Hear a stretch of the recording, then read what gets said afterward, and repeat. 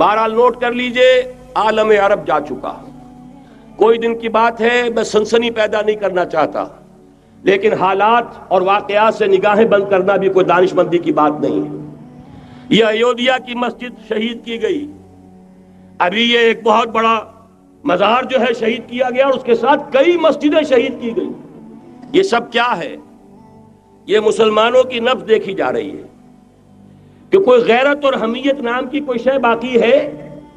جیسے علامہ اقبال نے وہ نظم لکھی تھی، عبد القادر روہیلا بڑا ظالم جفاجو کینہ پرور تھا، لیکن یہ کہ اس نے جو ایک ٹیسٹ لیا تھا کہ وہ جو عورتیں ہیں تیموری خاندان کی، ان میں کوئی رمق رہ گئی ہے؟ معلوم ہوا کہ نہیں، کہ غیرت نام تھا جس کا گئی تیمور کے گھر سے، ختم، غیرت نکل گئی۔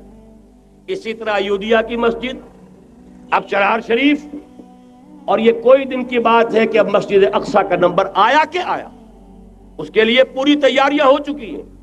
یروشلم کا مشرقی حصہ خالی کرایا جا چکا ہے، اس کے اندر اب پورا تسلط یہودی کر رہے ہیں، یہاں تک کہ اب کہ یاسر عرفات صاحب نے بھی کچھ نہ کچھ جو ہے احتجاج کی بات کی ہے، حالانکہ اب تک ہر بات مان کر منقار زیرے پر تھا، لیکن یہ کہ ایک وقت آتا ہے آخر کار اسے بھی کچھ بولنا پڑ گیا ہے۔ لیکن یہودی اب پیچھے قدم ہٹانے والا نہیں ہے، ان کا تھرڈ ٹیمپل، تیسری مرتبہ ہیکل سلیمانی تعمیر ہونا ہے۔ نوٹ کر لیجئے، ان کے لیے وہ وہی کچھ ہے جو ہمارے لیے کعبہ ہے، ان کے لیے ہیکل سلیمانی بالکل وہی حیثیت رکھتا ہے جو ہمارے لیے کعبہ۔ وہ ہیکل سلیمانی ایک مرتبہ پہلے نبوکدنضر کے ہاتھوں مسمار ہوا، پھر سن 70 عیسوی میں ٹائٹس کے ہاتھوں مسمار ہوا، سن 70 کے بعد آج 1995 میں کتنے برس ہو گئے؟ پورے 1925 برس ہو گئے کہ ان کا کعبہ زمین بوس پڑا ہوا ہے۔ اب تک تو ان کا بس نہیں تھا، اب تو بس ہے کہ نہیں؟ اب ان کی حکومت ہے کہ نہیں؟ اب شاہ حسن ہو چاہے شاہ حسین، ان کے نوکر اور چاکر ہیں یا نہیں؟ اب انہیں ڈر کس کا ہے؟ لہذا کوئی دن کی بات ہے، مسجد اقصیٰ شہید ہوگی اور ٹیمپل کی تعمیر شروع ہوگی۔ یہ تو بہرحال ایک نقشہ ہے۔ اگلا نقشہ آپ کو بتانا چاہتا ہوں، ایک دوسری تصویر ہے۔ یہ تصویر ہے زمینی، ایک تصویر ہے آسمانی۔ وَمَكَرُوا وَمَكَرَ اللَّهُ وَاللَّهُ خَيْرُ الْمَاكِرِينَ۔ انہوں نے اپنی سی تدبیریں کی، اللہ نے اپنی تدبیر کی، اور ظاہر بات ہے اللہ کی تدبیر سے بہتر تدبیر کس کی ہوگی؟ چنانچہ یہودیوں کی سازشیں اس وقت بھی ناکام ہوئی تھی یا نہیں؟ ظاہر بات ہے جاء الحق وزهق الباطل ان الباطل کان زہوقا۔ لہذا یہ آیتیں دونوں اعلان کر رہی ہیں کہ یہودیوں کی سازشیں بالآخر ناکام ہوں گی اور دین حق کا بول بالا ہو کر رہے گا۔ یہ تو ان آیتوں سے ظاہر ہے۔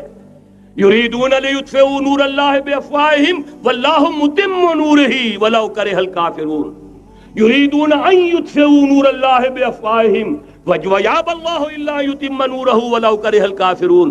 هو الذی ارسل رسولہ بالہدى ودین الحق لیظہرہ علی الدین کلہ ولو کرہ المشرکون۔ اللہ نے تو بھیجا ہی ہے اپنے رسول کو اس فیصلے کے ساتھ اور یہ ذمہ داری اور مشن دے کر کہ جو دین حق آپ کو دے کر بھیجا جا رہا ہے اسے غالب کیجئے، نافذ کیجئے، قائم کیجئے، اس مشن کے ساتھ بھیجا جا رہا ہے۔ اور وہ بہرحال آیا، جاء الحق وزهق الباطل ان الباطل کان زہوقا۔ لیکن نوٹ کرنے کی بات یہ ہے، ذرا یہاں تھوڑا سا تحمل کے ساتھ غور کیجئے گا، کہیں میرے خلاف کوئی فتویٰ دینا شروع کر دیں۔ کیا حضور کا مقصد بعثت اس وقت مکمل ہو گیا تھا؟ ایک درجے میں ہو گیا کہ جزیرہ نما عرب پر اللہ کے نور کا بھی اتمام ہو گیا، اللہ کا دین بھی غالب ہو گیا کہ نہیں ہو گیا؟ لیکن کیا محمد الرسول اللہ صرف عرب کے لیے بھیجے گئے تھے؟ قرآن کہتا ہے ببانگ دہل وما ارسلناک الا کافۃ للناس بشیرا ونذیرا۔ اے محمد صلی اللہ علیہ وسلم، ہم نے نہیں بھیجا ہے آپ کو مگر پوری نوع انسانی کے لیے بشیر اور نذیر بنا کر۔ تو جان لیجئے کہ یہ مقصد بعثت محمدی صلی اللہ علیہ وسلم بتمام و کمال اس وقت پورا ہوگا جب کل عالم انسانیت پر، کل روئے ارضی پر اللہ کا دین اسی طرح غالب ہو جائے گا جس طرح کہ محمد الرسول اللہ والذین معہ صلی اللہ علیہ وسلم ورضی اللہ تعالی عنہم اجمعین، ان کے ہاتھوں سے، ان کے ایثار سے، ان کی قربانیوں سے جن کا نقشہ آپ کے سامنے مولانا کھینچ چکے ہیں، ان کی احسان، ان کی قربانیاں، ان کی محنت، ان کی جفاکشی، ان کی سرفروشی، ان کے جان تن من دھن لگا دینے کے نتیجے میں جیسے اس وقت غالب ہوا تھا، کل روئے ارضی پر غالب ہوگا، تب کہیں جا کر مقصد بعثت محمدی مکمل ہوگا۔ یہی وجہ ہے اقبال نے کہا تھا وقت فرصت ہے کہاں، کام ابھی باقی ہے، نور توحید کا اتمام ابھی باقی ہے۔ لیکن ساتھ ہی خوشخبری بھی دی تھی، یہ چمن معمور ہوگا نغمہ توحید سے، آئے گا وہ دور، یہ چمن معمور ہوگا نغمہ توحید سے، لازماً آ کر رہے گا۔ لہذا اب اس کے درمیان جو یہ فصل ہے اس کو سوچئے۔ لیکن میں اس سے پہلے ذرا وہ حدیثیں کہ جن میں حضور کی سری پیشن گوئیاں آئی ہیں بڑی تیزی کے ساتھ آپ کو سنا دینا چاہتا ہوں، اور اس کی وجہ کیا ہے۔ یہ زمینی حالات جنہیں میں نے کہا تھا انہیں دیکھیں، ظاہر بات ہے کبوتر کی طرح آنکھیں بند کرنے کا تو فائدہ نہیں، حقیقت کو دیکھنا پڑے گا۔ حقیقت کو دیکھتے ہیں تو دل بیٹھ جاتا ہے، مایوسی کے اندھیارے چھا جاتے ہیں، امید کی کوئی کرن کہیں نظر نہیں آتی، کہاں نظر آئے۔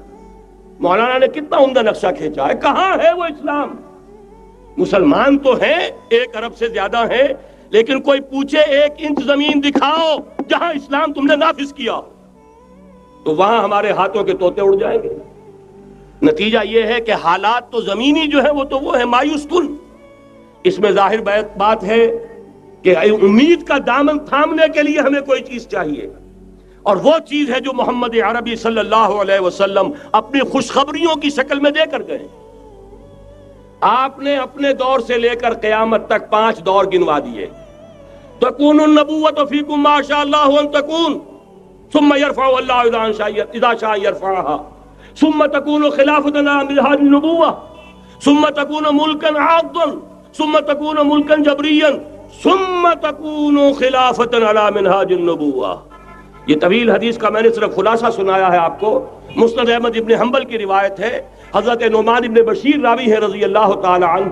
پہلا دور دور نبوت، دوسرا دور دور خلافت علی منہاج النبوۃ، نبوت کے نقش قدم پر خلافت جسے ہم خلافت راشدہ کہتے ہیں۔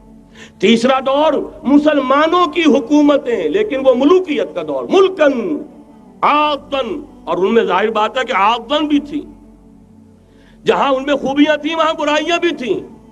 وہی حجاج ابن یوسف جس نے ایک مسلمان لڑکی کے خط کے اوپر فوج بھیجی ہے، وہی حجاج ابن یوسف ہے کہ سینکڑوں تابعین کے سر اس نے قلم کرائے ہیں، وہی حجاج ابن یوسف۔ وہی خلیفہ کہ جس نے فوج کشی کی اجازت دی تھی سندھ پر، وہی خلیفہ ہے جس نے بلا کر محمد ابن قاسم کو شہید کیا ہے کہ یہ پاپولر ہوتا چلا جا رہا ہے، ملوکیت کے لیے تو اس سے بڑا خطرہ اور کوئی نہیں۔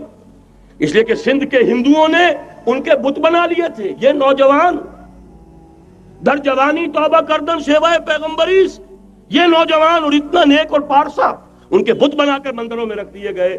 اندیشہ ہو گیا کہ یہ تو پاپولر ہو گیا تو ہمارے خلاف بغاوت کر دے گا، بلا کر شہید کر دیا گیا۔ بہرحال تیسرا دور تھا وہ ملکن عاضن، کچ کھلی ملوکیت۔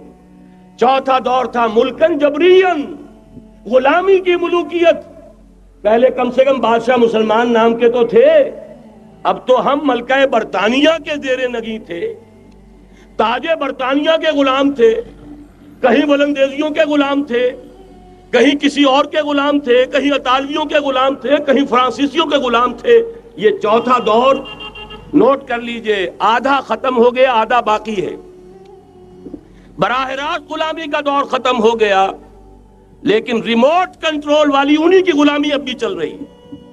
فیصلہ وہی ہے جو مولانا نے کہا تسبیح یا امریکہ یا امریکہ یا امریکہ، وہی لوگ، وہی ذہن، وہی ان کی بود و باش، وہی ان کی معاشرت، وہی ان کی سوچ، وہی ان کے اقدار، وہی ان کے نظریات، وہی ان کی معاشیات، وہی ان کی معاشرت، ہر شے وہی ہے، صرف رنگ کا فرق ہے اور کچھ نہیں۔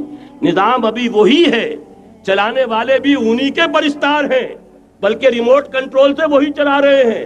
وہ تو آپ کے بجٹ کا بھی فیصلہ کرتے ہیں، آپ کی الیکٹریسٹی کے ریٹس بھی معین کرتے ہیں۔ تو حال یہ ہے کہ ابھی وہ چوتھا دور ختم نہیں ہوا، فرق صرف یہ ہے کہ ڈائریکٹ کی بجائے ریموٹ کنٹرول ہے۔ لیکن حضور کی خوشخبری یہ ہے ثم تکون خلافۃ علی منہاج النبوۃ، پھر ایک دور آئے گا خلافت علی منہاج النبوہ کا، یہ محمد الرسول اللہ کی نوید ہے، وہو صادق المصدوق، وہ سچے ہیں، ان کی صداقت پر خود اللہ گواہ ہے، لہذا وہ دور آ کر رہے گا، اس میں کسی بھی بندہ مومن کے لیے کسی شک و شبے کی کوئی گنجائش نہیں۔ اگلی حدیث اگلی سنیے، اب جب یہ دور آئے گا تو عالمی ہوگا، جیو ورلڈ آرڈر نہیں ہوگا، جسٹ ورلڈ آرڈر ہوگا۔ یہ نیو ورلڈ آرڈر NWO، حقیقت میں جیو ورلڈ آرڈر ہے JWO، لیکن اسی کو بدلنا ہے جسٹ ورلڈ آرڈر آف اسلام، اور وہ گلوبل ہوگا۔ دو حدیثوں کا تذکرہ کر دوں۔ حضرت ثوبان حضور کے ایک آزاد شدہ غلام تھے، وہ روایت کرتے ہیں، مسلم شریف کی روایت ہے، یہ صحیحین میں فرماتے ہیں کہ حضور نے ارشاد فرمایا، ان اللہ زوالی الارض فرائیت مشارقها ومغاربها وان امتی سیبلغ ملکها ما زوی لی منها، رواہ مسلم رحمہ اللہ۔ حضور فرماتے ہیں اللہ تعالیٰ نے میرے لیے پوری زمین کو لپیٹ دیا، یہاں تک کہ میں نے اس کے سارے مشرق دیکھ لیے، سارے مغرب دیکھ لیے، اور سن لو مجھ سے، ٹیک اٹ فرام می، میری امت کی حکومت ان تمام علاقوں پر قائم ہو کر رہے گی جو مجھے زمین کو لپیٹ کر اور سکیڑ کر دکھا دیے گئے۔ گلوبل ہوگی کہ نہیں؟ دوسری حدیث سنیے، یہ پھر مسند احمد ابن حنبل کی ہے۔ حضرت مقداد ابن اسود رضی اللہ تعالی عنہ فرماتے ہیں، حضور نے فرمایا، لا يبقى على ظهر الارض بيت وبر ولا مدر الا ادخله الله كلمة الاسلام بعز عزيز وذل ذليل، اما يعزهم الله فيجعلهم من اهلها او يذلهم فيدونون لها۔ یہ ہے حدیث مسند احمد ابن حنبل کی۔ اور حضرت مقداد فرماتے پھر میں نے کہا اچھا تب تو ہو جائے گی وہی بات، وَيَكُونَ الدِّينُ كُلُّهُ لِلَّهِ، دین کل کا کل اللہ کے لیے ہو جائے گا۔ حدیث کا ترجمہ یہ ہے کہ حضور نے فرمایا، روئے زمین پر نہ کوئی اینٹ گارے کا بنا ہوا گھر رہے گا، نہ کوئی اونٹ کے بالوں کے بنے ہوئے کمبلوں کا خیمہ رہے گا جس میں اللہ تعالیٰ کلمہ اسلام کو داخل نہ کر دے۔ لیکن یہ داخلہ دو طریقے سے ہوگا، بعز عزیز و ذل ذلیل، یا صاحب عزت کے اعزاز کے ساتھ، یا کسی مغلوب کی مغلوبیت کے ساتھ، یعنی یا تو اللہ تعالیٰ ان کا اعزاز فرمائے گا اور وہ کلمہ اسلام کے خود قائل ہو جائیں گے۔ جب گھر والا خیمے والا اسلام لے آئے گا تو اسلام اس کے گھر میں داخل ہوگا، اس کو بھی عزت نصیب ہوگی۔ وَلِلَّهِ الْعِزَّةُ وَلِرَسُولِهِ وَلِلْمُؤْمِنِينَ، عزت تو حق ہے اللہ کا، اس کے رسول کا اور اہل ایمان کا۔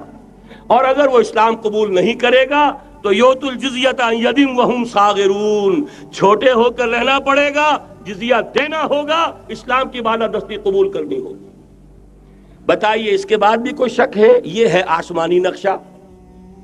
یہ اللہ فرما رہے ہیں واللہ متم نورہ ویابی اللہ الا یتم نورہ لیظہرہ علی الدین کلہ ولو کرہ المشرکون، یہ اللہ کا فیصلہ ہے۔ ادھر یریدون لیطفئوہ ہے، یہ زمینی نقشہ ہے۔ اب شکل کیا ہے؟ اب میں آپ سے عرض کر دوں کہ ان دونوں کے مابین جو خلا نظر آ رہا ہے، کوئی شخص یقین کے ساتھ نہیں کہہ سکتا کہ اب حالات کا کیا رخ ہوگا، اس لیے کہ ظاہر بات ہے قرآن مجید میں مستقبل کے بارے میں خود حضور سے کہلوایا گیا، وَإِنْ أَدْرِي أَقَرِيبٌ أَمْ بَعِيدٌ مَا تُوعَدُونَ۔ لوگوں مجھے معلوم نہیں ہے کہ جس بات کی تمہیں خبر دی جا رہی ہے وہ قریب آ چکا ہے یا دور ہے۔ وَإِنْ أَدْرِي لَعَلَّهُ فِتْنَةٌ لَكُمْ وَمَتَاعٌ إِلَىٰ حِينٍ، اور میں نہیں جانتا، ہو سکتا ہے اللہ کچھ اور مہلت دے دے تمہیں، اور کچھ اور آزمائش جو ہے اس کے لیے تمہارے لیے کوئی اور مہلت عطا فرما دے، ہو سکتا ہے۔ تو میں بھی کسی دعوے سے نہیں کہہ رہا، لیکن دو امکانات ہیں۔ امکان نمبر ایک کیا ہے؟ ابھی عالم اسلام کا ایک سالڈ بلاک ہے جو یہودی ورلڈ آرڈر کی نگاہوں میں کھٹک رہا ہے۔ میں کھٹکتا ہوں دل یزداں میں کانٹے کی طرح۔ اگرچہ ان کی اسٹریٹجی کیا ہے؟ ایک ایک کر کے ان کے حصے بکھرے کر کے تیا پانچا کرو۔ ابھی وہ بلاک کون سا ہے؟ ایران ہے، افغانستان ہے، پاکستان ہے، اور روسی ترکستان سے آزاد ہونے والی جو ریاستیں ہیں، یہ ایک سالڈ بلاک۔ یہ عجمی مسلمان عربی نہیں، عربی گئے یہ نوٹ کر لیجئے، اس لیے کہ عربوں کو اللہ نے فضیلت دی تھی، محمد ان میں سے تھے صلی اللہ علیہ وسلم، یہ رتبہ بلند ملا جن کو مل گیا۔ لیکن ساتھ ہی اللہ نے دھمکی بھی دے دی تھی سورہ محمد میں، ان تتولوا یستبدل قوما غیرکم، اگر تم پیٹھ دکھا دو گے اس مشن کو جو ہم نے تمہارے حوالے کیا ہے، تمہیں ہٹائیں گے، کسی اور کو لے آئیں گے۔ اور یہ بات ہو چکی ہے 13ویں صدی عیسوی میں، 1258 میں جب سقوط بغداد ہوا ہے، عربوں کے ہاتھ سے عالم اسلام کی قیادت چھین لی گئی، معزول کر دیے گئے۔ اس کے بعد قیادت کن کے ہاتھوں میں آئی؟ ترکوں کے ہاتھ میں، ترکان تیموری ہندوستان میں، ترکان صفوی ایران میں، ترکان سلجوقی مڈل ایسٹ میں، اور ترکان عثمانی کا تو کہنا ہی کیا ہے، وہ ایشیا مائنر سے چل کر آپ کو معلوم ہے کہ مشرقی یورپ کا کتنا بڑا علاقہ، دی گریٹ آٹومان امپائر اس صدی کے آغاز تک قائم تھی۔ اس صدی میں عجیب عجیب معجزے ہوئے ہیں۔ گریٹ آٹومان امپائر جو 3 بر اعظموں پر محیط، نام و نشان ختم۔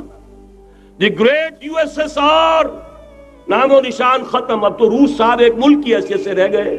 یہ اس صدی میں دو اور وقت نہیں ہے میں اور آپ کو کیا بتاؤں، اس صدی میں تو بڑے بڑے عجیب عجوبے ہوئے ہیں، بڑی بڑی 2 عظیم جنگیں ہو چکی ہیں، تیسری جو ہے سر پر کھڑی ہے، دور نہیں ہے، جس کو حدیث میں کہا گیا ہے الملحمۃ العظمی، تاریخ انسانی کی عظیم ترین جنگ، اور وہی صلیبی جنگ جس کا آغاز بوسنیا سے ہو چکا ہے۔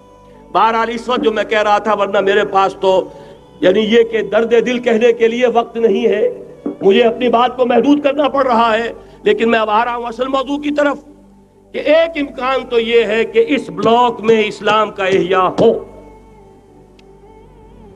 اور اس کے لیے کچھ نویدیں بھی موجود ہیں احادیث نبویہ میں۔ وہ تو آپ نے سنا ہوگا اقبال کا شعر، میرے عرب کو آئی ٹھنڈی ہوا جہاں سے، میرا وطن وہی ہے، میرا وطن وہی ہے۔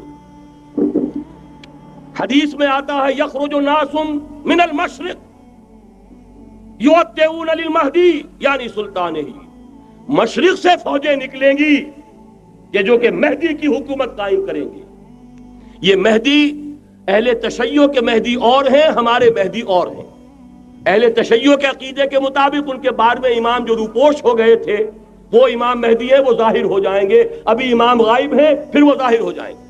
ہمارے نزدیک یہ مہدی پیدا ہوں گے یا ہو چکے ہوں، اور یہ ہوں گے حضرت فاطمہ کی نسل ہی سے رضی اللہ تعالی عنہا، لیکن عالم عرب کے اندر پھر ایک طاقت بن کر ابھریں گے، باطل کی قوتوں کے خلاف جہاد کریں گے، لیکن ان کو مدد آئے گی 2 طرف سے، ایک زمینی مدد آئے گی مشرق سے، ایک آسمانی مدد آئے گی، عیسیٰ ابن مریم کا نزول، حضرت مسیح علیہ السلام جو زندہ آسمان پر اٹھائے گئے تھے نازل ہوں گے، اور در حقیقت ان 2 مددوں کے نتیجے میں پھر یہود کا قلعہ قمع ہوگا، اور یہی گریٹر اسرائیل ان کا گریٹر گریو یارڈ بن کر رہے گا، عظیم تر قبرستان بن کر رہے گا۔ اس کی بڑی واضح حدیثیں موجود ہیں، اس کی بڑی تفصیلی خبریں موجود ہیں، یہ احادیث کی کتب کے اندر، بدقسمتی سے ہماری اس کی طرف توجہ نہیں۔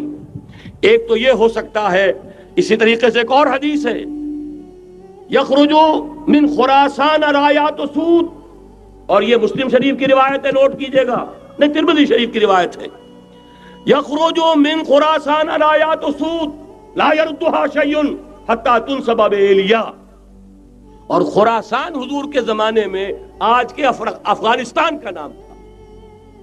یہ افغانستان میں جو جہاد ہوا ہے، غلطیاں ہوئی ہیں اور غلطیوں کا خمیازہ بھگت رہے ہیں، یہ تو اللہ تعالیٰ کی سنت ہے جس میں اللہ نے صحابہ کو بھی ایگزمپٹ نہیں کیا، غلطی کی سزا دی ہے۔ 35 صحابہ کی غلطی غزوہ احد میں ہوئی، جہاں سے حکم تھا کہ مت ہٹنا، 50 میں سے 35 ہٹ گئے، نتیجہ کیا نکلا؟ فتح شکست میں بدل گئی، 70 صحابہ شہید ہو گئے۔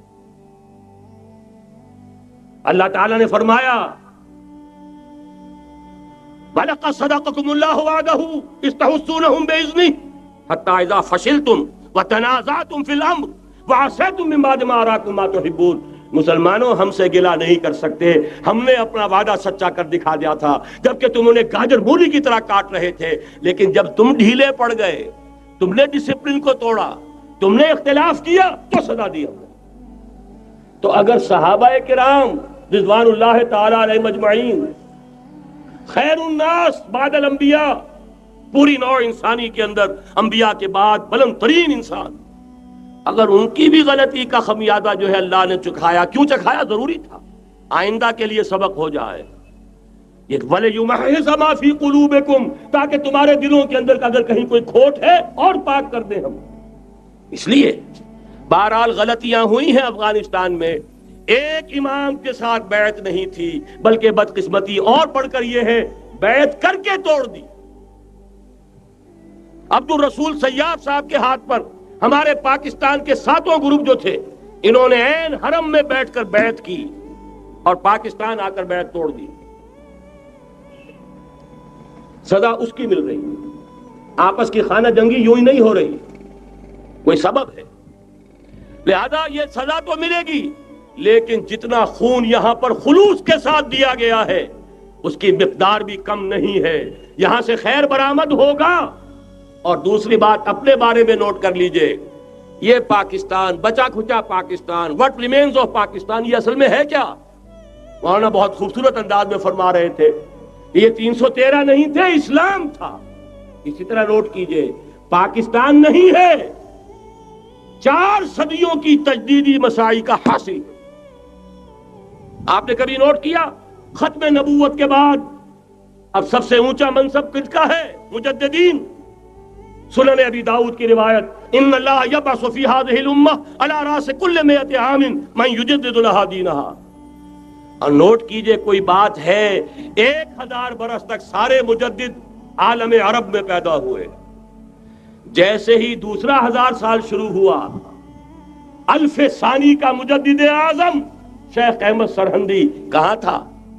صنم خانہ ہند میں حاضر ہوا۔ میں شیخ مجدد کی لحد پر، وہ خاک کے ہے زیر فلک مطلع انوار، گردن نہ جھکی جس کی جہانگیر کے آگے، جس کے نفس گرم سے ہے گرمی آرات۔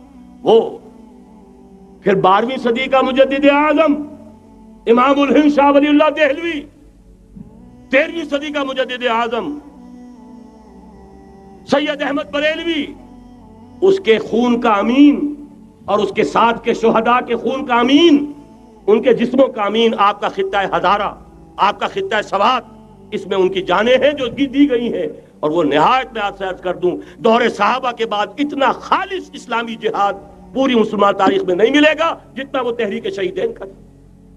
14ویں صدی ہجری میں شیخ الہند جیسا مجاہد اعظم کہ انگریز نے گرفتار کر کے قید بھی کیا ہے، تو کہاں؟ ہندوستان میں نہیں، کہاں؟ جزیرہ سائرس، کیا نام تھا؟ مالٹا، جزیرہ مالٹا بحر روم میں۔ اقبال کے نفس سے ہے لالے کی آگ تیز، ایسے غزل سرا کو چمن سے نکال دو۔ کہیں ہندوستان کی کسی جیل میں ہوا تو شاید اس کے نفس کی گرمی ہی سے کوئی حرارت پیدا ہو جائے۔ اور اسی صدی میں، 14ویں صدی ہجری میں، اقبال جیسا مفکر، اسی 14ویں صدی ہجری میں مودودی جیسا مصنف، اسی 14ویں صدی ہجری میں مولانا الیاس جیسا مبلغ رحمہم اللہ، عظیم شخصیتیں آج پورے عالم اسلام میں آپ کو تبلیغی دوست ملیں گے۔ یہ کہاں سے شروع ہوئی تحریک؟ دہلی کی ایک چھوٹی سی مسجد سے، وہ مسجد بنگلے والی اب تو بڑی عالیشان ہو گئی ہے، جب وہاں شروع ہوا تھا کام بڑی چھوٹی سی مسجد۔ یہ سارے کام یہاں کیوں ہوئے؟ پورا عالم اسلام آزاد ہوا، کہیں نعرہ اسلام کا نہیں لگا، کہیں عرب قومیت پر، کہیں کسی اور عصبیت پر تحریکیں چلی ہیں، صرف تحریک پاکستان تھی کہ پاکستان کا مطلب کیا؟ لا الہ الا اللہ۔ کوئی سبب ہے کہ یہاں قرارداد مقاصد پاس ہوئی، حاکمیت اللہ کی ہے، کہ اکبر نام لیتا ہے خدا کا اس زمانے میں۔ یہ سارا ماضی سامنے رکھیے اور حضور کی دی ہوئی پیشن گوئیوں کا مستقبل سامنے رکھیے، ان دونوں سے ثابت ہوتا ہے اس خطہ ارضی سے کچھ ہونا ہے۔ اگرچہ بھٹکے ہوئے ہیں، لیکن کبھی بھولی ہوئی منزل بھی یاد آتی ہے راہی کو، اور بھٹکے ہوئے آہو کو پھر سوئے حرم لے چل۔ اس کی ضرورت ہے مسلمان کو پھر اس کا مقصد یاد دلایا جائے۔ پاکستان اس لیے نہیں بنایا گیا تھا کہ ہمارے ہاں ٹاٹے اور برلے نہیں تھے تو ہمارے پاس اس کے بھی باپ وجود میں آ جائیں، اس لیے تو نہیں بنایا گیا تھا۔ پاکستان اس لیے نہیں بنایا گیا تھا کہ جاگیرداروں کی جاگیرداریاں محفوظ ہو جائیں، پاکستان اس لیے تو نہیں بنایا گیا تھا۔ اور یہ کہ نمازیں اور مسجدیں تعمیر ہو جائیں، مسجدیں تو امریکہ میں تعمیر ہو رہی ہیں، عالی شان سے عالی شان، اس لیے پاکستان نہیں بنا تھا۔ آج بھی مسلمان، میں معذرت سے عرض کر رہا ہوں مولانا سے، آج بھی بھارتی مسلمان کی ایوریج نمازی ہونے کے اعتبار سے پاکستانی مسلمان سے کہیں بہتر ہے۔ آج بھی برقع نظر آ جائے گا تو ہندوستان میں نظر آ جائے گا۔ میں نے اپنی آنکھوں سے دیکھا چند سال پہلے، جب مکہ مسجد حیدرآباد دکن میں 3 دن مسلسل میری تقریریں ہوئی ہیں، 10,000 مرد اور 5,000 خواتین، اور ان میں سے کوئی بغیر برقعے کے نہیں تھی۔ ایک سیلاب نظر آ رہا تھا برقعوں کا کہ جب جلسہ ختم ہوا ہے رات کے 12 بجے 3 دن تک متواتر۔ یہاں کہاں نظر آئے گا برقع آپ کو؟ یہاں تو جس کے بعد 2 پیسے ہو گئے اس نے سب سے پہلے برقع اتار کے پھینک دیا۔ معلوم اچھی طرح سمجھ لیجئے، یہ چیزیں تو وہاں زیادہ ہیں یہاں کی نسبت۔ اصل ضرورت تھی کہ یہاں اس نظام کو قائم کیا جائے، وہ نظام عدل اجتماعی، وہ جس میں حریت ہو، جس میں عام آدمی بھی خلیفہ وقت کو ٹوک سکے۔ یہ کرتا کیسے بن گیا؟ ایک خاتون بھی کھڑی ہو کر دامن پکڑ لے، عمر تمہیں کیا حق ہے کہ ہمارے مہر کے اوپر پابندی لگا رہے ہو، جبکہ اللہ نے نہیں لگائی۔ اللہ قرآن میں قنطارہ کا لفظ استعمال کر رہا ہے۔ ڈھیروں سونا دے دے کوئی شخص اپنی بیوی کو مہر کے اندر، طلاق دیتے وقت اس میں سے کچھ نہیں لے سکتا۔ آپ کون ہوتے ہیں ہمارے حق کے اوپر پابندی لگانے والے؟ اور عمر نے کہا، آج ایک بڑھیا نے وہ اب عمر کو دین سکھایا، آرڈیننس واپس۔ حضرت سعد بن ابی وقاص رضی اللہ تعالی عنہ جو فاتح ایران تھے، وہ گورنر ایسے ہی نہیں بن گئے تھے ریوڑیاں بٹی ہو اور گورنر ہی مل گئی ہو، وہ تو خود فاتح تھے ایران کے، اس لیے گورنر تھے۔ صرف ایک پرچہ پہنچا ہے بارگاہ خلافت میں، حضرت عمر فاروق کے پاس انفارمیشن آئی، سعد نے اپنے گھر کے باہر ڈیوڑی بنا لی ہے اور ایک دربان کھڑا کر دیا ہے۔ حضرت بلال کو بھیجا ہے رقعہ دے کر، اور یہ حکم تھا کہ بلال پہلے تو جاتے ہی ڈیوڑی میں آگ لگا دینا، پھر یہ رقعہ دینا میرا۔ اور رقعے میں لکھا ہوا تھا، اے سعد، لوگوں کو ان کی ماں نے آزاد جانا تھا، تم نے انہیں اپنا غلام کب سے بنا لیا ہے؟ یہ دربان کھڑے کر دیا اپنے آگے۔ وہ حریت، وہ مساوات کہ جا رہا ہو خلیفہ وقت اور چارج لینے جا رہا ہے بیت المقدس کا، کوئی ذاتی علاج کے لیے نہیں جا رہا، سیر و سیاحت کے لیے نہیں جا رہا، چارج لینے کے لیے بالکل سرکاری وزٹ ہے، آفیشل وزٹ ہے، اسٹیٹ وزٹ ہے۔ اور حال کیا ہے؟ 700 میل کا فاصلہ طے کرنا اور ایک اونٹنی، کوئی انٹوریج نہیں، کوئی خدم و حشم نہیں، کوئی جمبو جٹ بھرے ہوئے نہیں، کچھ نہیں، ایک اونٹنی، ایک خادم۔ اس ایک اونٹنی پر چونکہ راستے کا راشن بھی ہے لہذا 2 آدمی نہیں بیٹھ سکتے، ایک بیٹھ سکتا ہے۔ ایک منزل خلیفہ وقت بیٹھا ہوا ہے اوپر اور خادم نکیل پکڑ کر چل رہا ہے، اگلی منزل خادم اوپر بیٹھا ہے اور خلیفہ وقت عمر بن الخطاب رضی اللہ تعالی عنہ، اور وہ آگے آگے نکیل پکڑ کر چل رہے۔ یہ نظام چاہیے آج نوع انسانی کو۔ اس کے انتظار میں، اس کی تلاش میں نوع انسانی نے کتنے تجربے کر لیے، کیسی چھلانگیں لگائیں، ملوکیت ختم کی، آسمان سے گرا کھجور میں اٹکا، جمہوریت آئی نام نہاد، لیکن وہ سرمایہ دارانہ نظام بن کر آگے سے بڑھ کر لعنت بن گئی۔ پہلے جاگیردار مسلط تھا، اب سرمایہ دار اور کارخانے دار مسلط ہو گیا۔ اس سے نکلنے کے لیے زور لگایا، کمیونزم کی طرف گئے، چھلانگ لگائی، اب ایک پارٹی ڈکٹیٹر بن کر بیٹھ گئی۔ انسان رست از یک بنتا افتاد در بندے دیگر، ایک چیز سے غلامی سے نجات پاتا ہے، دوسری میں پھنس جاتا ہے۔ اور کیوں؟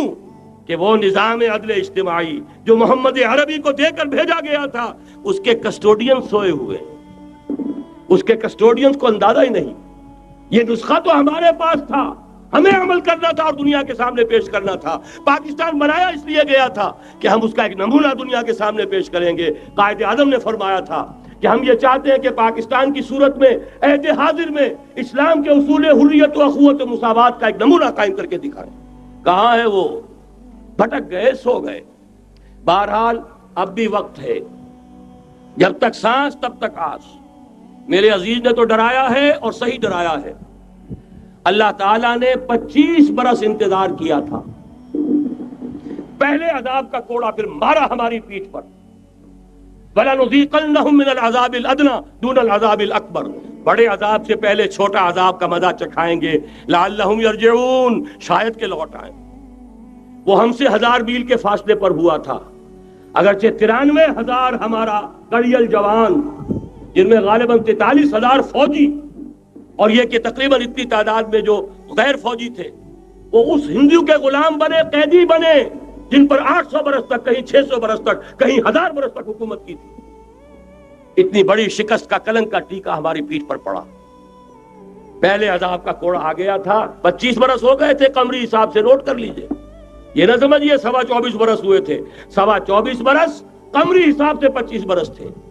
اور اب نوٹ کر لیجئے اگلے 25 برس کے پورے ہونے میں اگلے رمضان کی 27 تاریخ تک صرف مہلت ہے۔ نصف صدی پوری ہوا چاہتی، کوئی عجب نہیں اس عذاب الادنا کے بعد ہم جاگے نہیں، ہوش میں نہیں آئے، کوئی عجب نہیں کہ بڑے عذاب کا کوڑا ہماری پیٹھوں پر برس جائے۔ لیکن مجھے یہ یقین ہے، نوٹ کر لیجئے، اگر یہ دوسرا امکان ہو گیا، خدا نہ خواستہ اللہ کے عذاب کا کوڑا ہماری پیٹھ پر برسا، مجھے یقین ہے اللہ ہندوؤں کو مسلمان بننے کی توفیق دے گا، لیکن اسلام کا بول بالا اسی خطے سے ہوگا۔ تاریخ میں یہ ہو چکا ہے آیا فتنہ تاتار کے افسانے سے، پاسباں مل گئے کعبے کو صنم خانے سے۔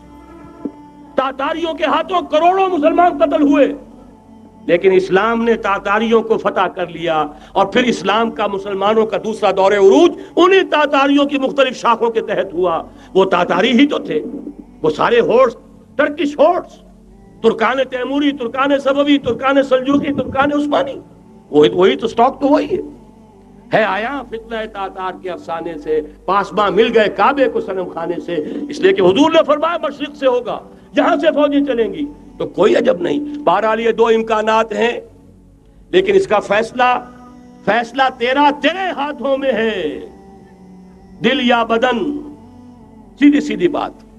اگر تو اب بھی ہم ٹھیک ہو جائیں، جاگ جائیں، ہوش میں آ جائیں، قوم یونس کی طرح توبہ کر لیں، تو بغیر عذاب کے کوڑے کے رحمت خداوندی ہم پر سایہ کرے گی۔ اگر ہم نہ جاگے تو وہ عذاب کا کوڑا آئے گا۔ یہ نہیں میں کہہ سکتا ان ادری قریب بعید ما توعدون، یہ میں نہیں کہہ سکتا، یقین کے ساتھ جانتا ہوں کہ آئے گا، لیکن یہ کہ اس کے بعد بھی یہیں سے بول بالا ہوگا۔ اگر ہمارے ذریعے نہیں تو ان کے ذریعے سے، جو ہمیں شکست دے کر پھر اسلام قبول کر لیں گے۔ لیکن کیوں نہ پہلے ہی راستے پر چلنے کی کوشش کریں۔ وہ راستہ کیا ہے، بس صرف چند منٹوں میں اس کی میں وضاحت کر دوں گا، اس لیے کہ سارا ہمارا جوش بھی ہو، جذبہ بھی ہو، ارادہ بھی پیدا ہو جائے، کوئی لائن آف ایکشن سامنے نہ آئے تو پھر نتیجہ نہیں بنتا۔ پہلی بات میں مولانا سے معذرت کے ساتھ عرض کروں گا، مولانا نے فرمایا تھا کہ یہاں ایمان بہت ہے، نمازی اکثریت میں ہے، مجھے ادب کے ساتھ اختلاف، ایمان نہیں ہے، یا قرآن جھوٹا ہے یا ہم میں ایمان نہیں۔ قرآن کہتا ہے انتم الاعلون ان کنتم مومنین، اگر تم مومن ہوگے تم ہی سربلند رہو گے، ہم تو سربلند نہیں ہیں، تو کیا کہیں گے قرآن جھوٹا؟ ایمان نہیں ہے، ہمیں موروثی عقائد مل گئے ہیں اپنے والدین سے، ہم by birth, accident of birth مسلمان ہو گئے ہیں، ہم نے اسلام کی کوئی قیمت نہیں دی ہے، اسلام کو کوئی تکلیف جھیل کر اپنے لیے اختیار نہیں کیا ہے۔ پہلا مرحلہ ہے یا ایھا الذین آمنوا آمنوا باللہ ورسولہ والکتاب الذی نزل علی رسولہ، اے ایمان والو ایمان لاؤ۔ ایک درجے میں تو ایمان والے ہو کہ اقرار باللسان کر رہے ہو، آمنت باللہ کما ہوا باسمائہ وصفاتہ وقبلت جمیع احکامہ، اقرار باللسان وتصدیق بالقلب، آمنت باللہ وملائکتہ وکتبہ ورسلہ والقدر خیرہ وشرہ من اللہ تعالی والبعث بعد الموت۔ لیکن یہ اقرار باللسان ہے، کبھی ذرا دلوں میں جھانکو، تصدیق بالقلب ہے۔ تصدیق بالقلب ہو جائے تو زندگی کا نقشہ بدل جائے گا، سوچ بدل جائے گی، ترجیحات بدل جائیں گی۔ آج زندگی سب سے عزیز ہے، پھر شہادت کی موت اس سے کہیں زیادہ عزیز ہوگی۔ نشان مرد مومن باتو گویم جو مر گائے تبسم بر لبے اوست۔ تو پہلا مرحلہ ہے ایمان کی تجدید، ایمان کو تازہ کرو، ایمان کو تازہ کرو، اور اس کے لیے منبع اور سرچشمہ قرآن حکیم۔ هو الذی ينزل علی عبدہ آیات بینات لیخرجکم من الظلمات الی النور۔ قرآن سے ہی لوگوں کو بلاؤ، تلاوت آیات کے ذریعے سے لوگوں کو کھینچو، یہ میگنیٹ ہے جو سلیم الفطرت لوگوں کو کھینچ لے گا۔ پھر اسی کے ذریعے سے تزکیہ کرو. یا ایھا الناس قد جاءتکم موعظۃ من ربکم وشفاء لما فی الصدور. تمہارے سینوں کے اندر جو روگ ہیں ان کا علاج بھی یہی قرآن ہے. پھر اسی کی تعلیم دو. یتلو علیہم آیاتہ ویزکیہم ویعلمہم الکتاب والحکمہ. یہ پہلا مرحلہ. دوسرا مرحلہ جو ایمان اپنا تازہ کر لیں, شعوری طور پر اللہ, آخرت, رسالت, قرآن, محمد الرسول اللہ کی ختم نبوت, اس پر ایمان لے آئیں شعوری طور پر. تجدید ایمان. نوٹ کر لیجئے سورہ نساء کی وہ آیت, یا ایھا الذین آمنوا آمنوا باللہ ورسولہ. ایمان لاؤ اے ایمان والو, ایمان لاؤ. جو لوگ یہ مرحلہ طے کر لیں وہ بنیان مرصوص بنے بیعت کی بنیاد پر. لیکن بیعت کون سی؟ بیعت جہاد. یہ جو بخاری شریف میں ترانہ آیا ہے صحابہ کرام کا, غزوہ خندق میں جب صحابہ کدالیں چلا رہے تھے, خندق کھودی جا رہی تھی, تو ان کی زبانوں پر ایک شعر تھا, نحن الذین بایعوا محمدا علی الجہاد ما بقینا ابدا. ہم وہ ہیں جنہوں نے محمد سے بیعت کی ہے جہاد کی, جب تک جان میں جان ہے جہاد جاری رہے گا. یہ جہاد کی بیعت. سید احمد بریلوی رحمۃ اللہ علیہ نے پہلے بیعت لی تھی بیعت ارشاد, پھر بیعت لی بیعت جہاد, اور اسے کہا یہ سلسلہ محمدی ہے. سلسلہ چشتیہ میں بیعت ہو گئی, سلسلہ سہروردیہ میں ہو گئی, سلسلہ نقشبندیہ میں ہو گئی, سلسلہ قادریہ میں ہو گئی. اب آؤ بھائی سلسلہ محمدیہ میں بیعت کرو, اور سلسلہ محمدیہ جہاد کی بیعت ہے. نحن الذین بایعوا محمدا علی الجہاد ما بقینا ابدا. اس جہاد کی بیعت سے منظم ایک امیر کا حکم, بایعنا رسول اللہ صلی اللہ علیہ وسلم علی السمع والطاعۃ فی العسر والیسر والمنشط والمکرہ وعلی اثرۃ علینا وعلی لا ننازع الامر اہلہ وعلی ان نقول بالحق اینما کنا لا نخاف فی اللہ لومۃ لائم. ایک حدیث متفق علیہ, بخاری میں, مسلم میں بھی. یہ ہے وہ اسلامی حزب اللہ کا دستور. نمبر 3 کام کیا ہوگا؟ جہاد. جماعت بن گئی جہاد, لیکن جہاد کا پہلا مرحلہ ہے جہاد باللسان, زبان سے جہاد. دعوت, تلقین, نصیحت, اور ان سب کا مرکز و محور قرآن. جہاد بالقرآن, جہاد باللسان, جہاد بالقرآن. فلا تطع الکافرین وجاہدہم بہ جہادا کبیرا. اے نبی آپ ان کافروں کی باتیں نہ سنیے, ان کے کہنے میں مت آئیے, ان سے کوئی اثر قبول نہ کیجیے, اور ان کے خلاف جہاد کرتے رہیے اس قرآن کے ذریعے سے. بہت بڑا جہاد, 13 برس تک جہاد ہوتا رہا ہے قرآن کے ذریعے سے. لیکن اس کے بعد اب مکے میں آ کر, جب اللہ نے مدینے میں آ کر موقع عطا فرما دیا, جب وہاں پر آ کر ایک بیس عطا کر دیا, اب وہاں سے جہاد بالسیف, جہاد بالید کا آغاز ہوا. اب طاقت کے ساتھ, اب طاقت کے ساتھ, قوت کے ساتھ, ہاتھ کے ساتھ جہاد شروع ہوا. اس میں آخری بات عرض کر رہا ہوں, آج کے دور میں اس کی ایک شکل تو وہ تھی جو حضور کے دور میں تھی. 313 کے مقابلے میں 1000 یا 4000 3000 آ گئے تھے احد میں. ادھر سے 1000 نکلے تھے, بعد میں 300 چلے گئے واپس, تو 700 رہ گئے. آج کا معاملہ کچھ ذرا مختلف ہے. نمبر 1 تو یہ کہ جو حکمران ہے وہ خود مسلمان ہے. صدام حسین بھی دستی پھیرتا ہوا فوٹو کھنچواتا ہے, کیا کریں. بے نظیر بھٹو کو بھی کسی نے آج تک کافر تو نہیں کہا, چاہے وہ کفریہ کلمات کہتی رہتی ہے. اسلامی شاعر کا مذاق اڑانے کے بعد اور کون سی کسر رہ گئی, لیکن فتویٰ کسی نے لگایا نہیں. اسی طریقے سے حسنی مبارک کو بھی کسی نے نہیں کہا کہ کافر ہے. لہذا مسلمان ہی حکمران ہے. نمبر 1 وہاں یہ تھا, ایک طرف کافر ایک طرف اہل ایمان, کلیئر کٹ جو ہے معاملہ موجود تھا. دوسرے یہ کہ یہاں سٹینڈنگ آرمیز ہیں, پیراملٹری فورسز ہیں. وہاں کیا تھا, ادھر بھی والنٹیئر ادھر بھی والنٹیئر. کوئی سٹینڈنگ آرمی, کوئی ٹرینڈ آرمی موجود نہیں تھی. 313 بھی والنٹیئر تھے, 1000 بھی والنٹیئر تھے. البتہ یہ کہ اسلحہ کا فرق تھا. لہذا آج کی دنیا میں معاملہ, اس کی ایک مثال ایرانیوں نے پیش کر دی ہے, اور وہ ہے یک طرفہ جنگ. غیر مسلح پرامن منظم احتجاج.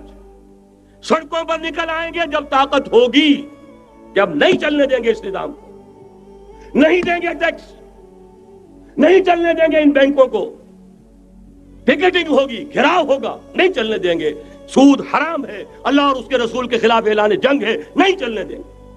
لیکن اس کے لیے پہلے طاقت ہو, صداقت کے لیے جس دل میں مرنے کی تڑپ, پہلے اپنے پیکرے خاکی میں جان پیدا کرے.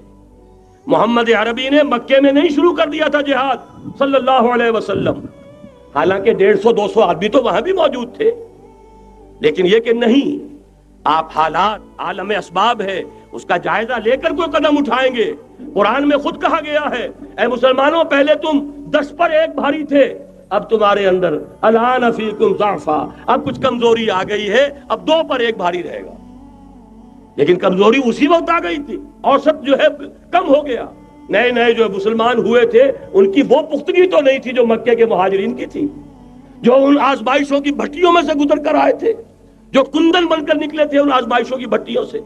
لہذا جان لیجئے آج کے دور میں جہاد بالید یک طرفہ جنگ کی صورت میں ہوگا, اور اگر ایرانیوں نے کر کے دکھا دیا تو ڈوب کر بھر جانے کا مقام ہے سنی مسلمانوں کے لیے کہ وہ نہ کر سکتے. جب بھی میں بات کرتا ہوں کہتے ہیں یہاں نہیں ہو سکتا. کیوں؟ یہاں کوئی صاحب ایمان نہیں, یہاں کوئی صاحب غیرت نہیں, کوئی صاحب حمیت نہیں. میرے نزدیک جھوٹ ہے. جانے دینے کے لیے تو نظام مصطفیٰ میں بھی آ گئے تھے, نام نہاد نظام مصطفیٰ تحریک, ہر جس نظام مصطفیٰ تحریک نہیں تھی, وہ صرف بھٹو کے خلاف ایک تحریک تھی. ورنہ ولی خان ہو, پیر پگاڑا ہو اور اصغر خان صاحب ہو, یہ نظام مصطفیٰ کے ماننے والے, قائم کرنے والے, وہ صرف بھٹو کے خلاف تحریک تھی. لہذا اس میں بھی مسلمانوں نے جانیں دے دی. تو اب آپ سوچئے کہ پھر کوتاہی ہماری ہے, ہم نے راستہ ان کے سامنے رکھا نہیں, بات واضح کی نہیں, لوگوں کو عمل کے لیے ابھارے, راستہ بھی تو دکھائیں. نمبر 1, ایمان کی تجدید بذریعہ قرآن. وہ جنس نہیں ایمان جسے لے آئیں دکانیں فلسفہ سے, ڈھونڈے سے ملے گی عاقل کو یہ قرآن کے سپاروں میں. مولانا ظفر علی خان کا ایک شعر پہلے پڑھا تھا میں نے کہ نور خدا ہے کفر کی حرکت پہ خندزن, پھونکوں سے یہ چراغ بجھایا نہ جائے گا. انہی کے شعر پر تقریر ختم بھی ہو رہی ہے. ایمان کا منبع اور سرچشمہ قرآن. وہ جنس نہیں ایمان جسے لے آئیں دکانیں فلسفہ سے, ڈھونڈے سے ملے گی عاقل کو یہ قرآن کے سپاروں میں. تجدید ایمان بذریعہ قرآن, اجتماعیت بذریعہ بیعت, بیعت جہاد, بیعت سم و طاعت فی المعروف. نمبر 3, جب تک طاقت کافی نہیں ہے جہاد باللسان. کہو تو صحیح یہ فحاشی خدا کے لیے ختم کرو, کہو تو صحیح اخبار والوں سے جا کر ہاتھ جوڑ کر, یہ کیا تم رنگین تصویریں شائع کرتے ہو نوجوان لڑکیوں کی, یہ کون سا تمہیں ثواب ہو رہا ہے, تم نے کس چیز کو ذریعہ بنایا ہے اپنی کمائی کا اور اپنی دولت کے حصول کا. کہو تو صحیح, نہ سنے. بہرحال اللہ تعالیٰ کے ہاں تمہارے کہنے کا یہ جو نہیں ہے منکر باللسان ہے, تمہیں تو اجر و ثواب ملے گا. اور جب طاقت اتنی ہو جائے کہ ٹکر مول لینے کی پوزیشن میں ہو تو نکل آؤ, گھیراؤ کرو. شیعوں نے پاکستان میں بھی کر کے دکھا دیا. 50,000 نے جا کر سول سیکریٹریٹ کا گھیراؤ کر لیا. ابھی ماشاء اللہ جوان تھا, بوڑھا نہیں ہوا تھا, کل 3 برس, اور بڑے تنتنے کے ساتھ ضیاء الحق صاحب لے کر آئے تھے آرڈیننس, زکوٰۃ آرڈیننس. 50,000 نے جا کر گھیراؤ کیا. اگر ہمیں کمٹمنٹ نہیں دو گے کہ ہمیں ایگزمپٹ کیا جائے گا, نہیں اٹھیں گے, مارو گولیاں, مارو جتنوں کو مارنا. چیف مارشل ایڈمنسٹریٹر کی ناک رگڑی گئی زمین میں, کمٹمنٹ دی کہ جی میں آپ کو کر دوں گا, ایگزمپٹ کر دوں گا, وعدہ ہے, تب اٹھے. یہ ہے راستہ کام کرنے کا, یہ ہے طریقہ. لیکن تنظیم ہو, موب نہ ہو. ایسا نہ ہو جو ہوا مالاکنڈ میں. بیچارے صوفی محمد صاحب کہتے ہیں میں نے تو کسی کو گولی چلانے کا حکم دیا ہی نہیں, یہ گولیاں ویسے چل پڑی.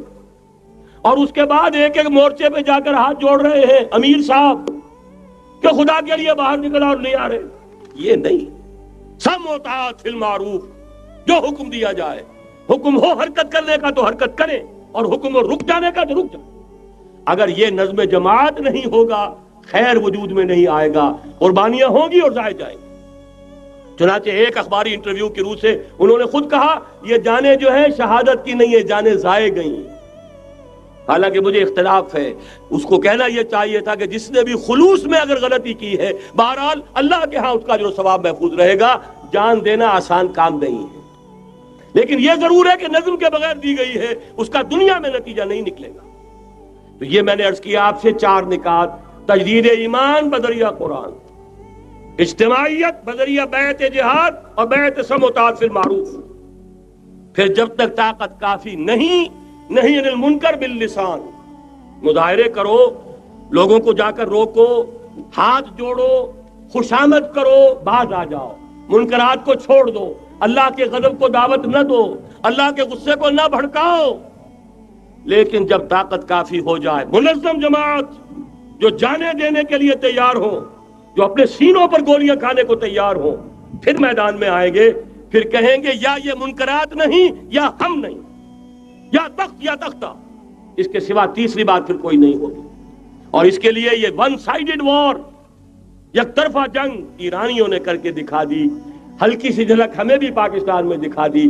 اب بھی اگر ہم کہیں کہ ہمارے سامنے راستہ نہیں ہے تو یہ سوائے اس کے کہ اپنے آپ کو، وہ جو اقبال نے کہا پتہ نہیں نام کیا ہے اس کا، خدا فریبی کہ خود فریبی، عمل سے فارغ ہوا مسلمان بنا کے تقدیر کا بہانہ۔ راستے تو صاف ہے، نشانات راہ بھی اب تو سامنے موجود ہیں، اگر اس کے باوجود ہم حرکت نہیں کرتے تو سارا قصور ہمارا اپنا ہے۔ جو باتیں میں نے عرض کی ہیں، اب ظاہر بات ہے ایک تقریر میں میں نے بہت سا مواد جمع کیا ہے، میری کتابیں ہیں، میرے کیسٹس ہیں، ان سب کا جو ہے اب جس کے بھی دل میں کوئی جذبہ ابھرا ہے، اس جذبے کو بہت قیمتی سمجھیے، جس کے بارے میں اقبال کا ایک خوبصورت شعر ہے: آرزو اول تو پیدا ہو نہیں سکتی کہیں، اور ہو جائے تو مر جاتی ہے یا رہتی ہے خام۔ اس لیے کہ یہ ماحول ایسا ہے، یہاں بری آرزویں پروان چڑھتی ہیں، دولت کی آرزو، شہرت کی آرزو، جائیداد کی آرزو اور اقتدار کی آرزو، لیکن یہ کہ کبھی دینی اگر جذبہ ابھرتا بھی ہے تو ماحول اسے غذا نہیں دیتا، آکسیجن نہیں ہے، وہ پودا مرجھا جاتا ہے۔ لہذا جس کے دل میں بھی وہ جذبہ ابھر آیا ہو، اس کو مضبوطی کے ساتھ اس لمحے کو امر بنا دیجئے۔ ہندی میں الف لگانے سے برعکس ہو جاتا، مر امر، ٹل اٹل، امر بنا دیں اس کو، یہ ہمیشہ کا ہو جائے کہ اب اس پر عمل کا آغاز ہوگا۔ اور عمل کے آغاز کے لیے مزید اگر آپ کو سمجھنے کی ضرورت ہے، جیسا میں نے عرض کیا ہے، کیسٹس ہیں، کتابیں ہیں، ہمارے دفاتر ہیں، یہاں قریب آپ کے جو ہے وہ دفتر موجود ہے، وہاں سے لیجئے، عاریتاً لیجئے، خریدیے، پڑھیے، گفتگو کرنی ہو، میں اسی شہر لاہور میں رہتا ہوں، آئیے، بات کیجئے، سمجھیے، سمجھائیے، لیکن یہ کہ ایک عزم تو کر کے اٹھیے۔ وہ عزم کیا ہے؟ قل ان صلاتي ونسكي ومحياي ومماتي لله رب العالمين لا شريك له وبذلك امرت وانا اول المسلمين اقول قولي هذا واستغفر الله لي ولكم ولسائر المسلمين والمسلمات۔ ما كنا لنهتدي لولا ان هدانا الله، کل شکر، کل حمد، کل ثنا اس اللہ کے لیے ہے جس نے ہمیں ہدایت عطا فرمائی، اور ہم ہرگز ہدایت نہ پا سکتے اگر اللہ ہی ہمیں ہدایت نہ دیتا۔ ربنا لا تزغ قلوبنا بعد اذ ہدیتنا وہب لنا من لدنک رحمہ انک انت الوہاب۔ پروردگار جب تو نے ہمیں ہدایت عطا فرمائی ہے تو اب اس پر استقامت عطا فرما، اے اللہ ہمارے دلوں کو کج نہ ہونے دے۔ پروردگار تیرے نبی نے ہمیں بتایا ہے صلی اللہ علیہ وسلم کہ ہم سب کے دل تیری 2 انگلیوں کے مابین ہیں، تو جدھر چاہتا ہے پھیر دیتا ہے۔ اے اللہ ہمارے دلوں کو ایمان کی طرف، اسلام کی طرف، جہاد کی طرف، ذوق شہادت کی طرف پھیر دے۔ ربنا تقبل منا انک انت السمیع العلیم وتب علینا انک انت التواب الرحیم۔ اللہم انصر من نصر دین محمد صلی اللہ علیہ وسلم واجعلنا منہم، اللہم ربنا اجعلنا منہم، واخذل من اعرض عن دین محمد صلی اللہ علیہ وسلم ولا تجعلنا معهم۔ اللہم اغفر لنا ولآبائنا ولأمہاتنا ولجمیع المؤمنین والمؤمنات والمسلمین والمسلمات الاحیاء منہم والاموات انک سمیع مجیب الدعوات۔ اللهم اشف مرضانا مرضى المؤمنين والمؤمنات والمسلمين والمسلمات وصلى الله تعالى على خير خلقه محمد وآله وأصحابه أجمعين برحمتك يا أرحم الراحمين.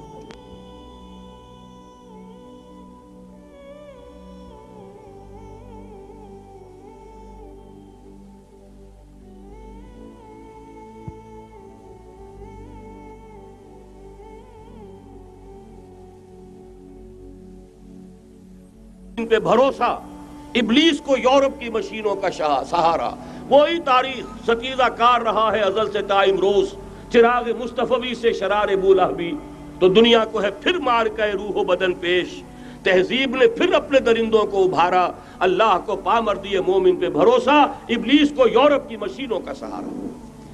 میں جس فرق کی طرف اشارہ کر رہا ہوں ذرا اس پر غور کیجئے۔ جس وقت یہودی حضور صلی اللہ علیہ وسلم اور صحابہ کرام کی مخالفت کر رہے تھے، ان کے اور عیسائیوں کے درمیان دشمنی تھی۔ وقالت اليہود لیست النصارى علی شیء وقالت النصارى لیست اليہود علی شیء، ان میں آپس میں سانپ اور نیولے کا بیر تھا اس وقت، جبکہ نبی اکرم صلی اللہ علیہ وسلم کے ساتھ یہود کی یہ کشاکش جاری تھی۔ یہی وجہ ہے کہ آپ کو معلوم ہے کہ قرآن مجید کہتا ہے کہ بدترین دشمن تمام انسانوں میں اہل ایمان کے وہ یہود ہیں، اور قریب ترین اگر کسی کو پاؤ گے دوستی میں مسلمانوں کے تو وہ نصارہ ہیں۔ سورہ مائدہ کی آیت ہے وَلَتَجِدَنَّ أَشَدَّ النَّاسِ عَدَاوَةً لِلَّذِينَ آمَنُوا الْيَهُودَ وَلَتَجِدَنَّ أَقْرَبَهُمْ للذین آمنوا مودۃ للذین آمنوا الذین قالوا انا نصارى۔ اس وقت صورتحال یہ تھی۔ آج زمین و آسمان کا فرق واقع ہو چکا ہے، آج یہودی عیسائی پر مسلط ہو چکا ہے، یہودیوں نے پورا عالم عیسائیت فتح کر لیا ہے، آج پورا عالم عیسائیت یہودیت کا اعلی کار بن چکا ہے۔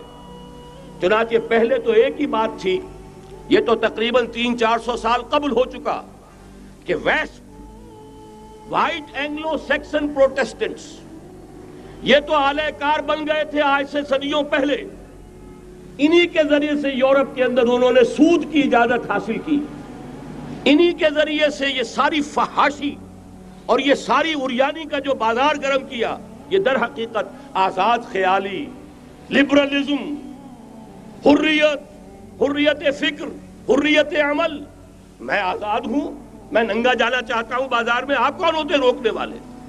آپ اپنی آنکھیں بند کر لیں، ہم آزاد ہیں، ہم دو مرد ہیں، شادی کرنا چاہتے ہیں، شوہر اور بیوی کی حیثیت سے رہنا چاہتے ہیں، آپ کون اعتراض کرنے والے؟ یہ سارا یہود کی سازش۔ اور آپ کو معلوم ہونا چاہیے جب تک پوپ کا کنٹرول تھا یورپ پر، یعنی ابھی کیتھولک جو عیسائیت ہے وہ غالب تھی، اس وقت تک پورے یورپ میں سود حرام تھا، کہیں انٹرسٹ کا کاروبار نہیں ہو سکتا تھا۔ یہ پروٹیسٹنٹس کے ذریعے سے اس کی اجازت حاصل کی، نتیجہ یہ نکلا علامہ اقبال شاعر مشرق اس صدی کے آغاز میں گیا تھا یورپ، اور وہاں جا کر اس نے دیکھ لیا تھا فرنگ کی رگے جہاں پنجے یہود میں ہے۔ معاشی اعتبار سے یہودیوں نے پورے یورپ کے اوپر اپنا تسلط قائم کر لیا تھا، اور یہ یہودی کون تھے؟ Rothschilds, gold سمتھس۔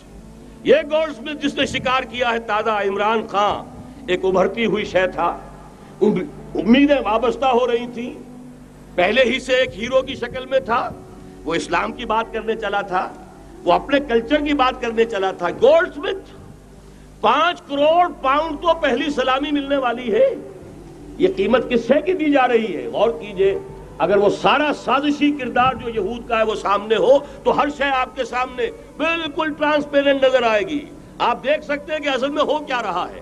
بہرحال مجھے جو دوسری بات کہنی تھی وہ یہ کہ یریدون لیطفئوا نور اللہ بافواہہم، اس وقت بھی یہودی تھا، آج بھی یہودی ہے، لیکن فرق یہ واقع ہوا ہے کہ اس وقت یہودی کے کنٹرول میں عیسائی نہیں تھے، بلکہ 1200 برس تک یہودیوں کے اوپر ظلم و ستم بلکہ ہوتا رہا عیسائیوں کے ہاتھوں، پورے یورپ میں پرسیکیوٹڈ تھے۔ انہیں اگر کہیں سہارا ملا مسلمانوں کے ذریعے سے اسپین میں ملا ہے، بن گوریان نے خود لکھا اپنی کتاب میں کہ ڈیورنگ دی ڈائسپورا، یہ ہمارا جو انتشار کا دور ہے سن 70 عیسوی سے جو شروع ہوا تھا، اس ڈائسپورا کے دوران our golden period is the period of Muslim Spain. ہمارا سنہری دور وہی ہے جو مسلمان ہسپانیہ کا دور ہے. انہیں آرام ملا، انہیں پروٹیکشن ملی، انہیں عیش ملے، اور وہیں سے انہوں نے عیسائیت کے اندر نقب لگا کر اور وہاں سے اپنے راستے پیدا کیے. اور دوسرا کام یہ کیا، عیسائیوں کی عداوت کا رخ اپنی بجائے مسلمانوں کی طرف کر دیا. یہ ہے ہوشیاری، یہ ہے چالاکی. دشمنی تو ہے، اور دشمنی کے جذبات کو ادھر کے بجائے ادھر کر دو. انگریز کیا کر کے گیا تھا ہمارے ساتھ؟ یہ کشمیر کا مسئلہ کیوں پیدا ہوا؟ انگریز نے 200 برس یا کہیں 100 برس ہندوستان پر حکومت کی تھی، اور سابق حکمران کے خلاف نفرت ہوتی ہے. جب کوئی قوم آزاد ہوتی ہے اپنے سابق حکمرانوں کے خلاف نفرت ہوتی ہے. اس نفرت کو روکا کہ ان کی آپس میں نفرت کے لیے کشمیر کی ہڈی ڈال جاؤ، آپس میں لڑتے رہیں، ہمارے سے ہماری طرف دوستی کا ہاتھ وہ بھی بڑھائیں یہ بھی بڑھائیں. یہ بہت بڑی سازش تھی، ایسے ہی نہیں ہو گیا تھا.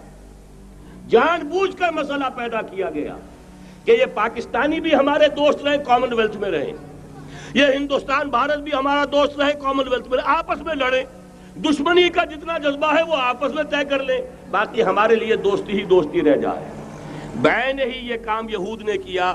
عیسائیوں کا جو کہ حضور کے زمانے میں اقربہم مودۃ للذین آمنوا، جو قریب ترین تھے محبت کے اعتبار سے، جن کے قرب کی ایک مثال یہ ہے کہ نجاشی رحمہ اللہ ایمان لے آئے، جن کے قرب کی ایک مثال یہ ہے وہ وفد آیا تھا عیسائیوں کا. وَإِذَا سَمِعُوا مَا أُنزِلَ إِلَى الرَّسُولِ تَرَىٰ أَعْيُنَهُمْ تَفِيضُ مِنَ الدَّمْعِ، جب انہوں نے قرآن سنا ان کے آنکھوں سے آنسوؤں کی ندیاں روانہ ہو گئیں.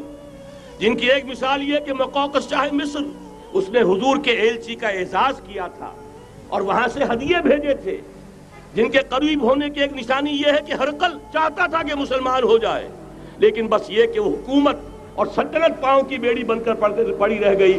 چاہتا تھا پوری سلطنت مسلمان ہو جائے، جیسے کبھی پوری سلطنت عیسائی ہو گئی تھی کانسٹنٹائن کے زمانے میں. یہ کام ہو نہیں سکا، محروم رہ گیا. اس قدر قریب تھے یہ نصارہ محمد الرسول اللہ والذین معہ کے. لیکن یہ کہ آپ کو معلوم ہے 10ویں صدی عیسوی کے بعد سے وہ نفرت کا دھارا صلیبی جنگوں کی شکل میں عالم اسلام پر ٹوٹ پڑا. اور اس کے بعد حال ہی میں جو فتح انہوں نے حاصل کی، نوٹ کر لیجئے کہ جہاں تک پروٹیسٹنٹ مذہب کا تعلق ہے وہ تو پہلے سے ان کی جیب میں تھا. یہ ویسٹ کا لفظ آپ نے پڑھا ہوگا اور اخبارات میں آتا رہا. خلیج کی جنگ کے دوران ویسٹ ایک تو کہتے ہیں یہ بھیڑ جو کاٹ جاتی ہے منہ سوج جاتا ہے، ایک یہ ویسٹ مخفف ہے. وائٹ اینگلو سیکسن پروٹیسٹنٹس، سب سے پہلے یہود نے انہیں شکار کیا، اپنا اعلی کار بنایا. یہی وجہ ہے آپ کو معلوم ہے 1917 میں انگریزوں کے ذریعے سے انہیں یہ اجازت ملی کہ فلسطین میں زمینیں بھی خرید سکتے ہیں، جائیدادیں بھی خرید سکتے ہیں. بالفور ڈیکلریشن، انگلستان کا وزیر خارجہ تھا جس نے کہ یہ اجازت دلوائی ہے. ورنہ یہ کہ خلافت عثمانیہ جب تک قائم رہی ہے، خلیفہ عثمانی ترک خلیفہ نے اجازت نہیں دی. اس لیے کہ حضرت عمر رضی اللہ تعالیٰ عنہ نے، یہ بھی اب تاریخ کی ایک حقیقت بیان کر رہا ہوں جو شاید بہت سے حضرات کے علم میں نہ ہو، کہ جب یروشلم کے عیسائیوں نے سرنڈر کیا ہے، یروشلم حضرت عمر آئے ہیں، تشریف لائے ہیں مدینہ منورہ سے چارج لینے کے لیے. اس وقت جو ٹریٹی لکھی گئی ہے، جو معاہدہ ہوا ہے، اس میں وہاں کے یہودیوں، یہاں کے عیسائیوں نے طے کرایا تھا کہ یہاں آپ یہودیوں کو آباد ہونے کی اجازت نہیں دیں گے. یہودی آ سکتا ہے، زیارت کر سکتا ہے، اپنے مقامات مقدسہ کو آ کر دیکھ سکتا ہے، یہاں آباد نہیں ہو سکتا. اور یہ کون شرط رکھ رہا ہے؟ عیسائی. اس وقت تک عیسائیوں کی دشمنی یہودیوں کے ساتھ اس درجے میں تھی. اور یہی حضرت عمر رضی اللہ تعالیٰ عنہ کی وہ شرط تھی کہ سلاطین عثمانیہ، خلفاء عثمانیہ نے بھی، حالانکہ یہودیوں نے بڑی سے بڑی رشوت دینے کی کوشش کی ہے، سلطان عبد الحمید خان کو یوں سمجھیے کہ سیم و زر سے خریدنے کی کوشش کی ہے، لیکن اس کے باوجود ان کا کہ جو فیصلہ حضرت عمر کر گئے تھے، جو کمٹمنٹ رضی اللہ تعالیٰ عنہ ان کی ہے، میں اس سے سرے منہ انحراف نہیں کر سکتا. اصل میں اسی کی تو صدا ہے. جو فری میسنری کے ذریعے سے خلافت کا خاتمہ کرایا گیا کہ یہی سب سے بڑی رکاوٹ ہے. اگر خلافت ختم نہ ہوتی اور اگر کہیں جہاد کا اعلان خلیفہ عثمانی کی طرف سے ہو گیا ہوتا تو یہ کہی تھی بات جب حضرت شیخ الہند رحمۃ اللہ علیہ جب یہ اسیری میں تھے مالٹا میں تو وہاں کا انگریز کمانڈنٹ اس نے چونکہ وہ کچھ مرید ہو گیا تھا یا کم سے کم عقیدت مند ہو گیا تھا. ایک روز حضرت شیخ الہند نے ان سے سوال کیا اس شخص سے کہ آپ لوگ ہماری خلافت کے پیچھے کیوں پڑے ہوئے؟ یہ تو بیمار تم خود کہتے ہو، یورپ کا مرد بیمار ترکی، آپ کو کیا ڈر ہے اس سے؟ آپ کیوں اس بیچاری خلافت کے در پہ ہیں؟ اس شخص نے جواب دیا تھا مولانا اتنے بھول پن کے ساتھ بات نہ کیجئے، ہم بھی جانتے ہیں آپ بھی جانتے ہیں اگر کہیں خلافت عثمانیہ کی طرف سے جہاد کا اعلان ہو گیا تو پورے عالم اسلام سے لاکھوں مسلمان اپنے سروں سے کفن باندھ کر نکل آئیں گے. آج اس گئے گزرے دور میں بھی اس کمزور اور یوں سمجھیے کہ نام نہاد خلافت کے اندر اتنی جان ہے، اتنی طاقت ہے، لہذا اس کو ختم کیا گیا. اور ختم کرایا گیا کن کے ذریعے سے؟ وہ جو مسلمان کہلاتے ہیں تھے فری میسن، مصطفیٰ کمال پاشا فری میسن، اور اس کے ذریعے سے انہوں نے سارے کام جو کروائے وہ در حقیقت اپنے سازشوں کے ذریعے سے اور مسلمانوں کو استعمال کر کے کروائے. بہرحال بات لمبی ہو رہی ہے. پہلی بات تو یہ ہے کہ وہی نقشہ اس وقت کا آج بھی ہے جہاں تک یہودیوں کا تعلق ہے، لیکن فرق یہ واقع ہو گیا کہ اس وقت عیسائی یہودیوں کے تابع نہیں تھے بلکہ عیسائیوں اور یہودیوں کے مابین دشمنی تھی. آج یہودی عیسائیوں پر مسلط ہو چکا ہے. فرنگ کی رگے جاں پنجے یہود میں ہے، اور آج کے فرنگ کا لیڈر امریکہ ہے. امریکہ کا صدر یوں سمجھیے کہ وہ ان یہودیوں کا غلام ہے. مجال نہیں کہ ان کی مرضی سے ادھر سے ادھر ہو جائے، اور اگر کوئی غلطی سے ادھر سے ادھر ہو جائے تو اس کا پتہ چاک ہو جائے گا. آپ دیکھیے کیا حشر ہوا ہے بش کا، حالانکہ بہت بڑا ہیرو بن کر نکلا تھا گلف وار سے، لیکن ذرا سا ایک بیان دے دیا تھا کہ جو اسرائیل کو پسند نہیں آیا تو جو الیکشن میں چاروں شانے چت ہوا ہے اس کا جو حشر ہوا ہے وہ دیکھ لیجئے. تو پہلی بات تو یہ سمجھ لیجئے کہ آج بھی یہودی یہ نیو ورلڈ آرڈر ہے، نیو ورلڈ آرڈر، اور اس میں عیسائی دنیا اس کی اعلی کار ہے. اب صورتحال کیا ہے؟ عیسائی دنیا، میں ایک بات بتا رہا تھا بیچ میں رہ گئی، کہ جہاں تک پروٹیسٹنٹ عیسائی تھے وہ تو پہلے ان کے ہاتھ میں تھے. حال ہی میں انہوں نے جو فتح حاصل کی ہے وہ کیتھولک عیسائیت کو بھی اپنے ہاتھ میں لے لیا ہے. چنانچہ پوپ صاحب نے فرمان جاری کر دیا ہے کہ ہمارے خداوند یسوع مسیح کے قتل کی ذمہ داری ان یہودیوں پر نہیں ہے، بری کر دیے گئے.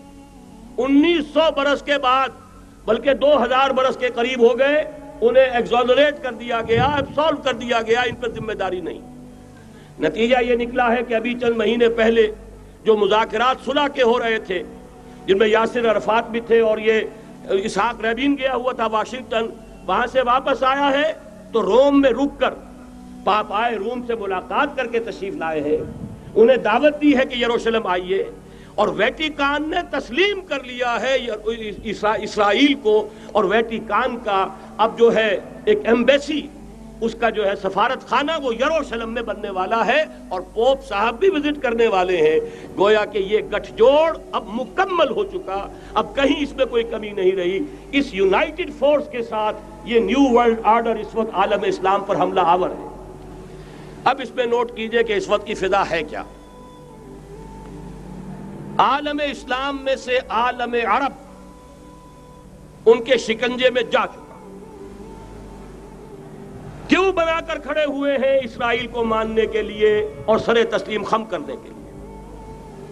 انہیں بلا کر میڈرڈ میں پیش کیا گیا یہودیوں کے سامنے کہ تم جن کے ساتھ ایک ٹیبل پر بیٹھنے کو تیار نہیں تھے، میڈرڈ میں آؤ، آؤ اپنا قبرستان دیکھو. یہ اسپین کی سرزمین جہاں تم نے 800 برس حکومت کی تھی، یہ تمہارا قبرستان، یہاں آؤ اور بیٹھو اور ان کے ساتھ بات کرو. گئے تھے کہ نہیں تمام فرنٹ لائن سٹیٹس میڈرڈ میں؟ حالانکہ کوئی بین الاقوامی کانفرنس کبھی میڈرڈ میں نہیں ہوئی. یا تو یہ واشنگٹن میں، بعد میں وہ سارے معاملات واشنگٹن میں چلے. شروع وہاں سے کیا، اس لیے کہ نیوز ویک کا کچھ عرصے پہلے کور سٹوری جو تھی 1992 is the year of Spain. Why? 1592 was the year of the fall of Grenada. 1492 میں 1492 میں غرناطہ کا سقوط ہوا اور پورے آئیبیرین پیننسولا سے ایک ایک مسلمان بچہ نکال کر ختم کر دیا گیا، یا زندہ جلا دیے گئے، یا تہہ تیگ کر دیے گئے، یا جہازوں میں بھر بھر کر. اور آپ کو معلوم ہے میڈیٹرینین کی حیثیت کیا ہے؟ خلیج ہے، ایک معمولی سی خلیج. ادھر سے اسپین کا ساحل قریب آ جاتا ہے، اسپین کے ساحل سے جہازوں میں بھرا اور نارتھ افریقہ کے ساحل کے اوپر پھینک کر آ گئے. پورے ہسپانیہ میں جہاں 800 برس مسلمان کی حکومت رہی، ایک بچہ بھی مسلمان نام کا موجود نہ رہا. یہ تھا 1492 اور اب آیا تھا 1992. 1992 is the year of Spain. اسی لیے ورلڈ اولمپکس رکھے گئے، وہاں دلہن کی طرح سجایا گیا ہسپانیہ کو اور بلایا گیا، طلب کیا گیا، سمن کیا گیا تمام دول عرب کو، آؤ یہاں بیٹھو اور یہاں بیٹھ کر اپنے ان یہودی دشمنوں کے ساتھ مصالحت کی بات شروع کرو.